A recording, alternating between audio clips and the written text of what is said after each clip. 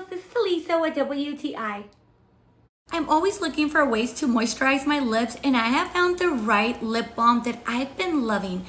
This is by Tower 28, and as you can see, this is a tinted lip balm, which is great because it gives me that extra touch I was looking for. This allows you to have that very natural look, but at the same time moisturize your lips. This is the shea color. This is the perfect color for me. I truly love it, and you're going to see that this is literally buttery smooth. You will love it. The size is perfect. You can fit it anywhere on your purse or your pocket, and it comes in other beautiful colors.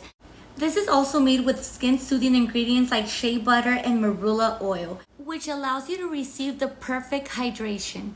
I'm literally obsessed with this lip balm, and I know you will be too.